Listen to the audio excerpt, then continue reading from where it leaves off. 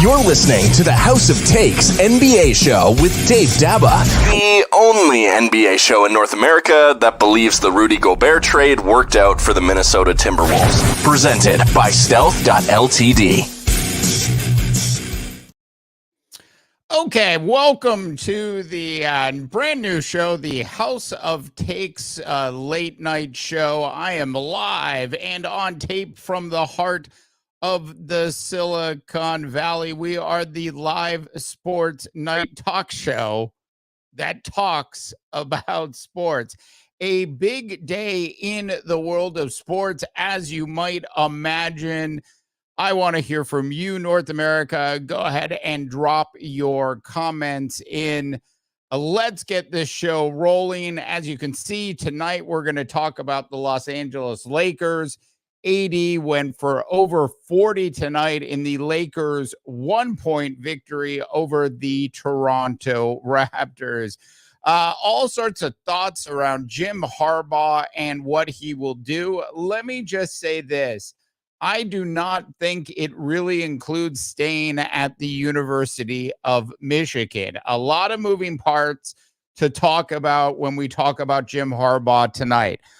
Mike Vrabel basically ended up in a power struggle with the general manager of the Tennessee Titans, who did the wrong thing and fired Mike Vrabel today. Just absolutely ridiculous. Vrabel will be a hot commodity. Now, I will admit that sometimes a coach and or player and or person in business, after 6 years of working in the same gig, ultimately needs a change. But if you're talking about a proven head coach in the National Football League, whose starting quarterback primarily over the last couple years was Ryan Tannehill, the same GM that forced Mike Vrabel out, gave him Ryan Tannehill. I'm just saying. So Mike Vrabel, a hot commodity in the National Football League on the coaching side. Now, I'd like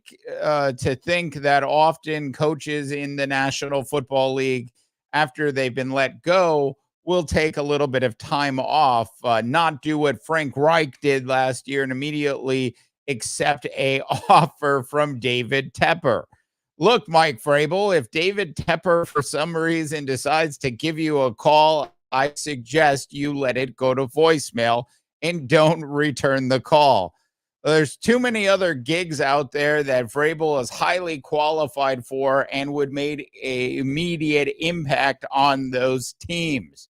So we're going to talk a little bit about Mike Vrabel tonight. And then finally, the crazy one, Aaron Rodgers. We've got some video from the Pat McAfee show.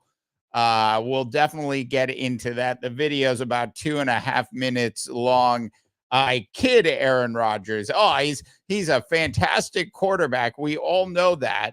It's just all the other stuff that comes with Aaron Rodgers that, quite frankly, let's just call it what it is. A lot of times it's just crazy talk that comes out of Aaron Rodgers' mouth.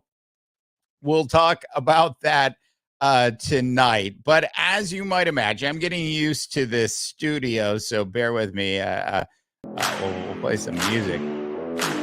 All right, there we go. We got a little bit of a music bed. Anyways, so we're going to kick things off tonight, though, with the Los Angeles Lakers. And I think it's important to note that I think it's absolutely crazy that Darvin Ham feels comfortable starting Cam Reddish and Taurean Prince in his starting lineup. At least to this point, they've proven that's not such a great idea.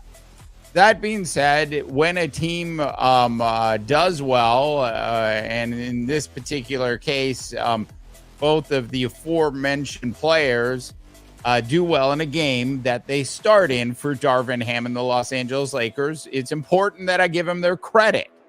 So Cam Reddish, in 23 minutes of basketball tonight, scored 13 points. Taurean Prince, who likes to outdo Cam Reddish, especially in their scoreless game they had last week, where Reddish played 19 minutes and scored 0 points, and Taurean Prince was, I'm going to outdo you.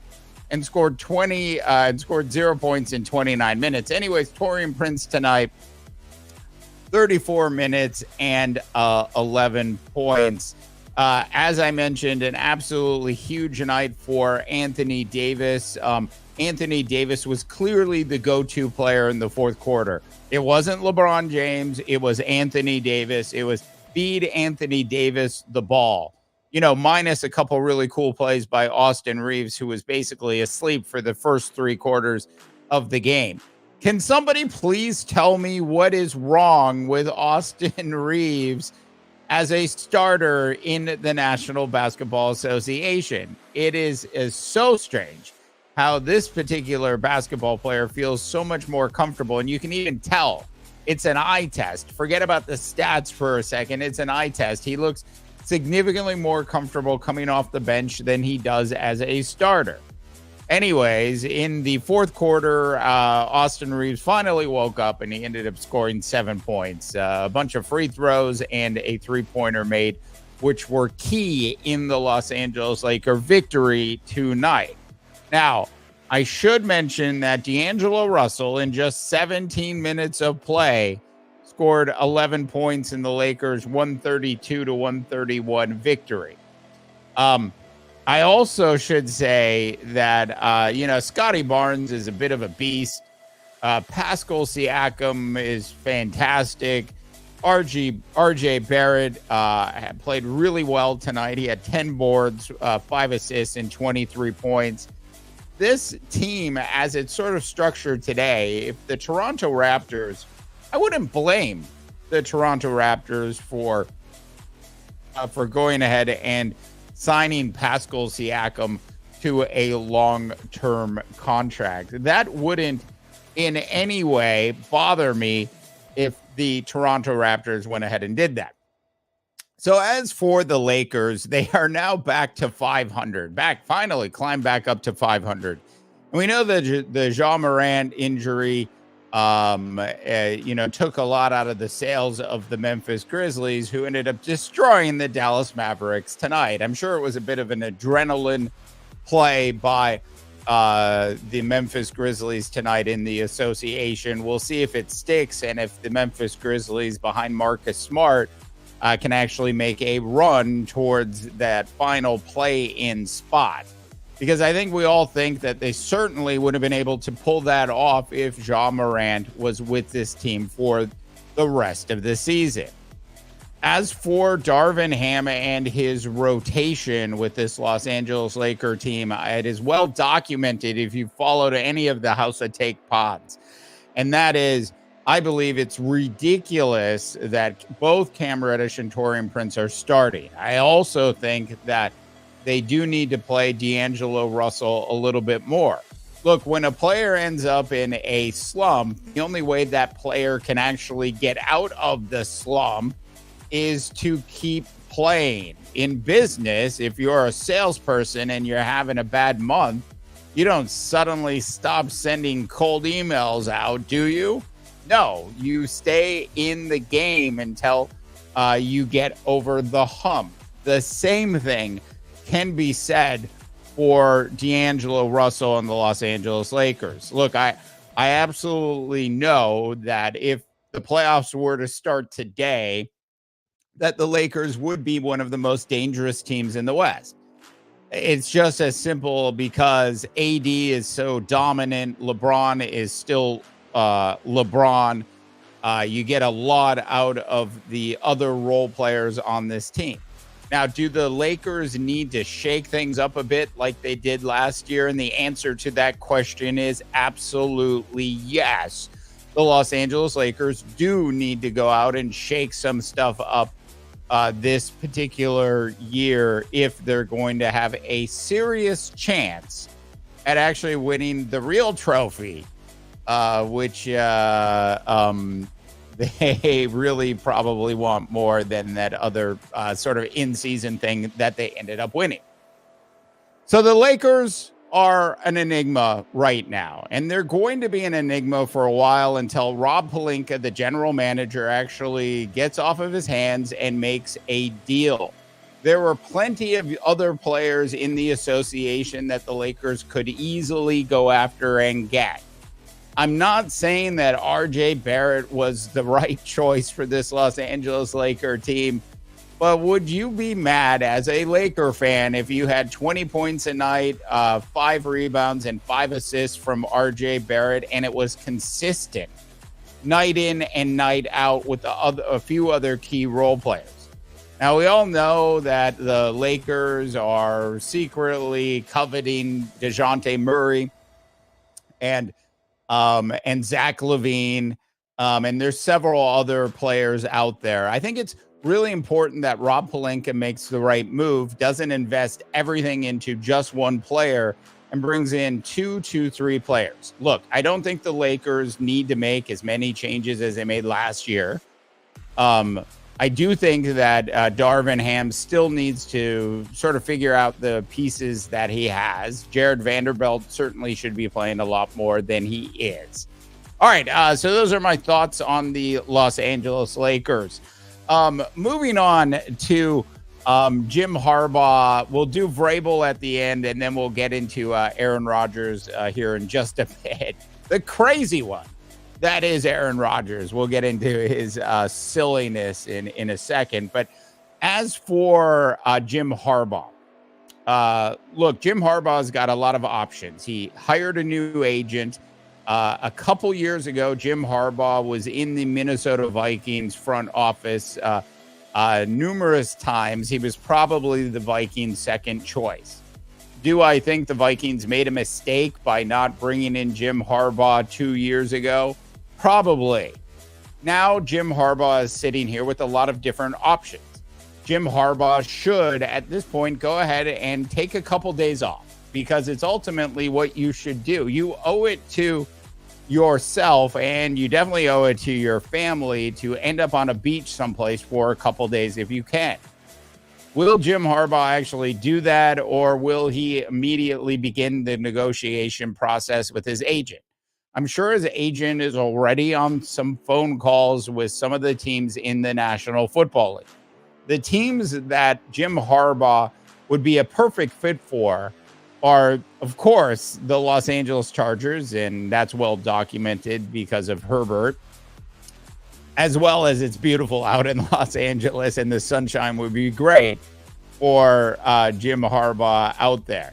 And you can definitely see Jim Harbaugh in the land of Los Angeles doing a great job with that Los Angeles Charger team. The other 2 teams are, of course, the Chicago Bears.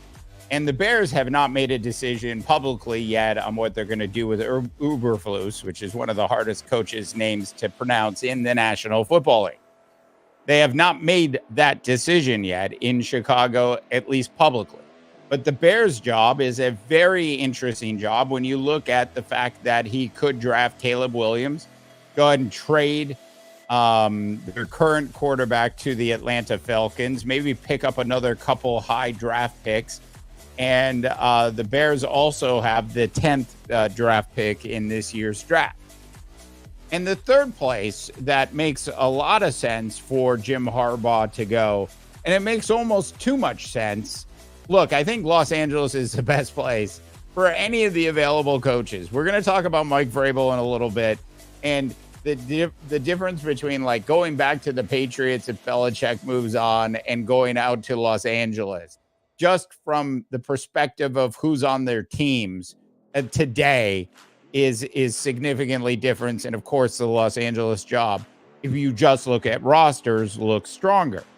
But the Washington Commanders, to me, is a great landing spot for Jim Harbaugh if he doesn't go to Los Angeles. And here's why. Now, we know that John Harbaugh, his brother, is just, some 30 miles up the road in Baltimore. So there's the family factor. And we know what Jim Harbaugh said last night on several telecasts. There are 2 things that are important to me in life.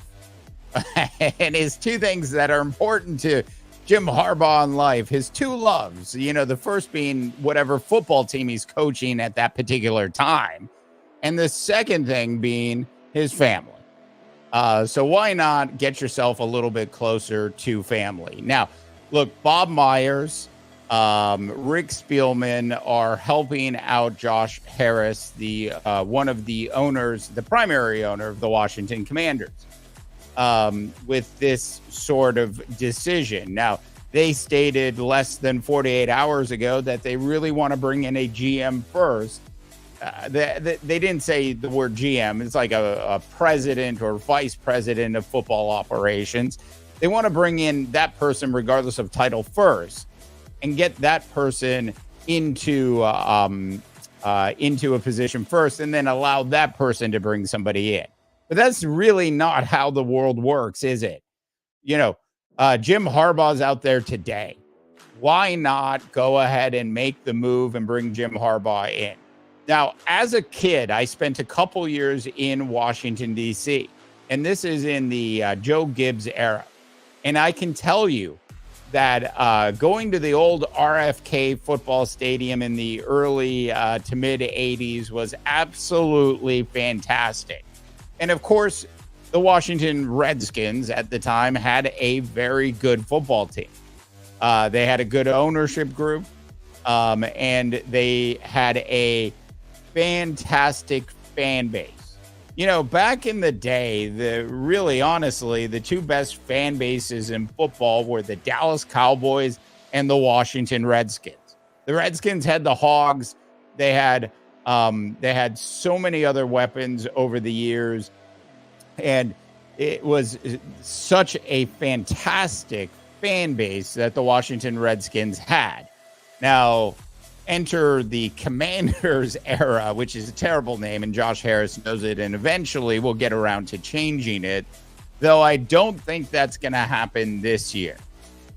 Regardless of that, Jim Harbaugh into the Washington Commanders organization with a very high draft. I think it's I think they have the second pick in the upcoming NFL draft is huge because, you know, he would go draft one of the quarterbacks that I'm sure he already met and attempted to recruit to bring into Michigan, not for this year, but for the following year, let alone all of the other players that Jim Harbaugh certainly knows a lot about who are leaving college to enter the National Football League. This is the optimal time to bring Jim Harbaugh in as a head coach in the National Football League. Makes a lot of sense for the Commanders. It makes a lot of sense for Jim Harbaugh, who believes in two things: family and his football team. Why not put him closer to his family? Okay, we'll get into the Mike Vrabel thing here at the end of the show. But first, I wanted to talk a little bit today about Aaron Rodgers and the craziness of Aaron Rodgers. And we've got an Aaron Rodgers What I don't video. understand, to just finish this up, you know, I do understand. But I don't understand. So let's stop here. Aaron Rodgers does understand, and Aaron Rodgers doesn't understand. Water is dry, water is wet. Which one is it, Aaron? Look, we're gonna get into the into this Aaron Rodgers McAfee video, where he basically sort of apologizes, to Jimmy Kimmel, in only the way that Aaron Rodgers can do that. Now, a little bit of back context for you before we get into this video, and it's about 2.5 minutes long. And the context on that is, look, I think Aaron Rodgers is a great quarterback. There's no disputing what Aaron Rodgers has done on the field. Where I've had problems with Aaron Rodgers, not just over the last 2 or 3 years, those things have become so public. But the reality is Aaron Rodgers has been like this for at least 10 years now. He's been saying and doing wacky sort of things for a very long period of time. And the dangerous thing with Aaron Rodgers is he has followers. He has people that actually listen to everything Aaron Rodgers has to say. And unfortunately, those people don't think for themselves. They take what Aaron Rodgers says as fact. All right, to the Aaron Rodgers video we got. Mike Voss comment, because he didn't help out either. And I'm going to quote Mike Voss. He said, Aaron made a dumb and factually incorrect joke about Jimmy Kimmel. It should never have happened. We all realized that in the moment. Mike, you're not helping. You're not helping because I just read earlier exactly what I said. Okay, so Mike Voss is an executive with ESPN who Aaron Rodgers is calling out on this particular video. So, and this is the game plan of the media, and this is what they do. They try and cancel.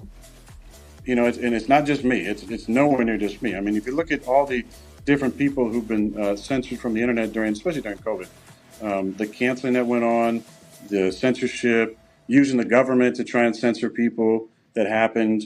And if that doesn't work, then they go to name calling. I mentioned a lot of the names that I've been called, and they don't stick because I'm not anti-vax. I'm interested in informed consent and things that are in the best interest of my body.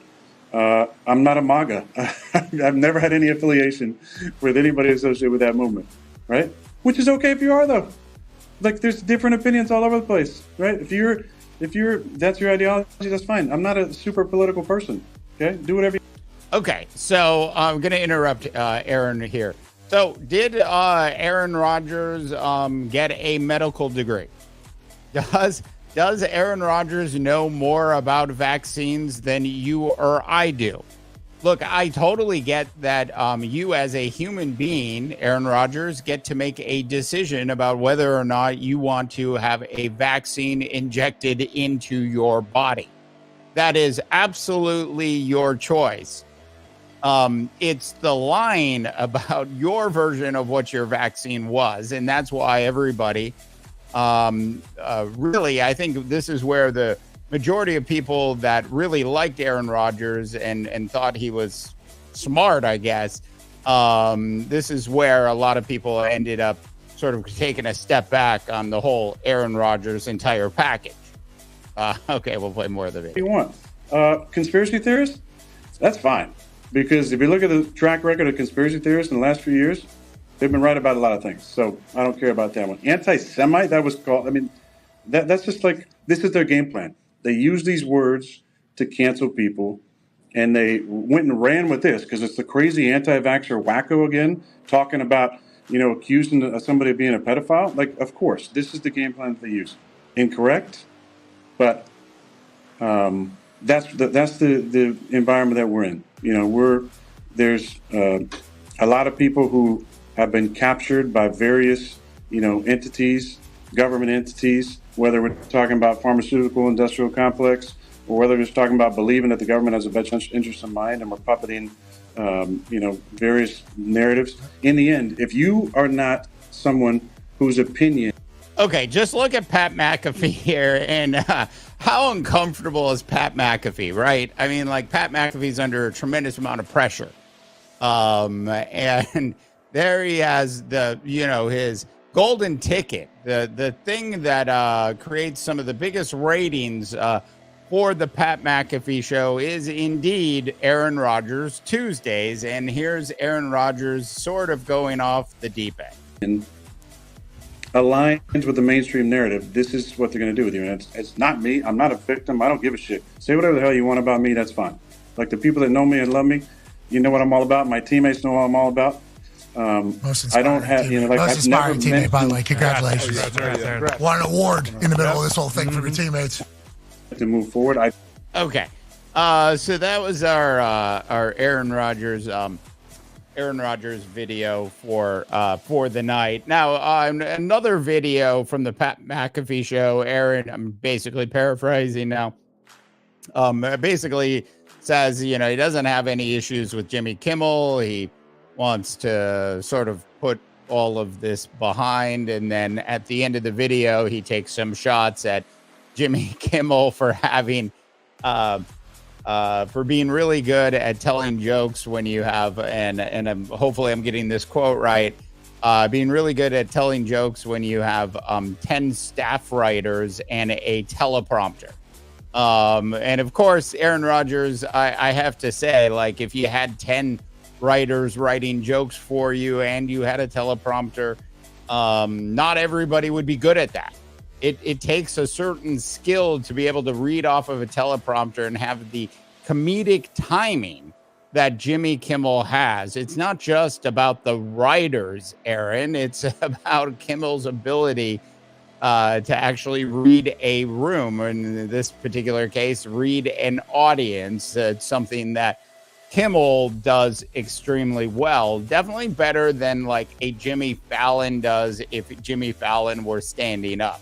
If you were to watch like the Kimmel show and the Fallon show, you would come away from that saying Jimmy Kimmel is at least better at the stand-up portion of the show. Anyways, so look, everybody has their opinions. Everybody can have them. For Aaron Rodgers to essentially slander Jimmy Kimmel as if he's going to be on a list.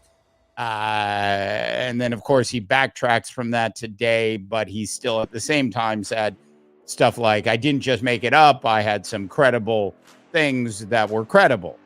And as it turned out, they weren't credible, Aaron. So it's just a question of, where's he reading this stuff? What kind of like back alley is he walking into late at night to read some information out about whatever it is he's learning about? Look, there's nothing wrong with trying to improve yourself at all. It's just when those things are taken as fact and presented to people in that way, that, of course, you're going to have some uproar. Now, as I mentioned, Aaron Rodgers is clearly a golden ticket. I know that if Aaron Rodgers came on this show, it would be a golden ticket. It would be a huge ticket. So, I can't knock the folks over at the Pat McAfee show for having Aaron Rodgers Tuesday. With that comes some risk. And ESPN absolutely knew who they were getting into bed with when they brought the Pat McAfee show over. I think ESPN's got to ride a very, very cautious line here not to over-censor the Pat McAfee show. All right. That's my thoughts on Aaron Rodgers. And then finally tonight, the Mike Vrabel story is just absolutely interesting. Now, Vrabel ended up in a bit of a power struggle. This is reports coming out of Tennessee a little bit later in the day after the official firing went down. Mike Vrabel is a hell of a coach. He had 3 winning seasons. He won a couple playoff games and did a great job. Now, over the last 3 years, they've gone 7-10, 7-10, and yes, you guessed it, 7-10. And so for Vrabel, I always thought that one of the big issues that Vrabel had was in the front office over the last couple years, not actually getting the appropriate amount of talent back in key positions when they needed him. Look, mediocre quarterback play puts you into mediocre quarterback positions finishing a season. If you have a top 20 quarterback, and when I say top 20, that means you have a quarterback that falls somewhere between 15 and 20, the likelihood of you making the playoffs is slim. So as good as Vrabel is as a defensive coordinator and as a head coach, there were definitely going to be some weaknesses there. Now, of course, they tried to address some of this over the last couple of years. There was the Malik Willis experiment, which unfortunately failed. There was the continuing having to go back to Ryan Tannehill. Look, Ryan Tannehill is probably going to be one of the very best backup quarterbacks, one of the best insurance plans you can put on your National Football League team. You probably don't want to enter a season, though, with Ryan Tannehill as your starting quarterback, do you? So, anyway, so Vrabel is out now in Tennessee. And so Vrabel has several options in front of him. Now, the question of, did Vrabel know something about what was about to go down in New England, which hasn't gone down yet? So in other words, did Vrabel know that he's already got basically another job lined up? And if Bill Belichick actually ends up being moved by the New England Patriots, what would that do to Mike Vrabel? Would Mike Vrabel want to go back to New England? So just for a second, let's assume that New England job does pop open. What do you think Mike Vrabel should do if that happens? And I think one of the questions I would say is, what are you choosing from, Mike? Are you choosing from the Commander job? Are you choosing from the Patriot job? Are you choosing from the Chicago Bears job, which may be available? Are you choosing from the Los Angeles Charger job? Now, look, the Chargers absolutely have to have Mike Vrabel either at the very top of their list or that Mike Vrabel is 1A on their list. Look, I think Jim Harbaugh can write a check this week anywhere in the National Football League if he wants to. But right underneath that, I think Mike Vrabel with the Los Angeles Chargers makes the most sense. Look, and I also think Vrabel would need to bring in a different offensive coordinator as well, because that is just not working. That being said, the big challenge here is to return that Los Angeles Charger defense back to what it was before Brandon Staley got around the team and started meddling around with it, to the point that the Los Angeles Charger defense, which still had a lot of the same players it had on it when it was a top 10 defense before Brandon Staley got there, is now one of the worst defenses in the National Football League.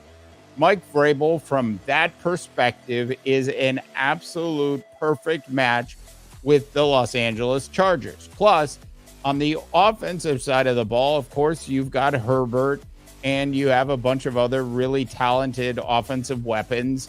No word yet on what will happen with Eckler, but it is a great position, a great place for Mike Vrabel. Now, the Washington Commanders job, you know how I feel about that. I think that could be a very interesting job if you're the head coach that can return that franchise to the glory that it once had. The Washington Commanders fans are starving to come back to this team. They're going to need more, though, than just an ownership change. They are going to need somebody that's able to come in and set a new direction, which lights the fire back underneath that fan base of the Washington Commanders. It is amazing to me how well the Buffalo Bills travel. You know, you guys see the Buffalo Bills Mafia traveling around the country now. Like the Miami Dolphins game the other night was basically a warm home game for the Buffalo Bills. Of course, the Washington Commanders want to have that back. And that's exactly what this Washington Commanders fan base used to be like. Like back in the day, even in Dallas, they would show up in droves. Look, I'm not saying it was a 50-50 split in Dallas, but they were there, and you knew they were there in the stadium. The fan base actually traveled with the football team in the same way Bills Mafia does today with the roller coaster ride that is one Josh Allen. So the Washington Commanders job to me is extraordinarily interesting. As for the Chicago Bears job, whether or not it's open, I think there's a few coaches I would stay away from that. And you certainly know how I feel about David Tepper and the Carolina Panthers. Do not, Mike Vrabel, return any calls that you get from David Tepper or anybody associated, anybody within 4 degrees of the Carolina Panthers. All right, that is it for tonight's House of Takes, a late night show. Thank you so much for tuning in. We've got House of Takes podcast and House of Takes NBA show are out tonight. Is going to be for our NBA show, so do check that out. It's available on all the platforms out there. For the House of Takes, a late night show, I'm Dave DeBaugh, wishing you all a tremendous rest of your sports viewing day. You've been listening to the House of Takes NBA show with Dave Daba, presented by Stealth.ltd.